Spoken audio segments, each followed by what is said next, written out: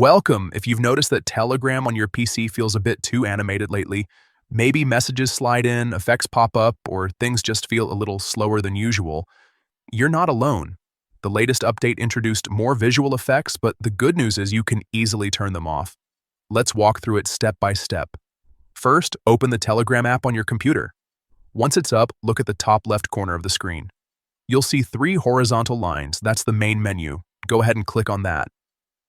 From the menu that appears, find and click on Settings. This will take you into the main configuration area, where you can customize how Telegram looks and behaves.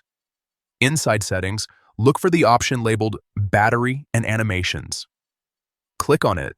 This section controls how Telegram handles visual effects and performance-related features, especially useful if you want a smoother and less distracting experience. Now you'll see an option called Effects and Messages. This is what controls those animations you've been noticing, things like animated reactions or message effects.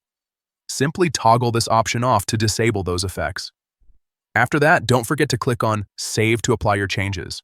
Once saved, you should immediately notice that Telegram feels cleaner, faster, and less visually busy.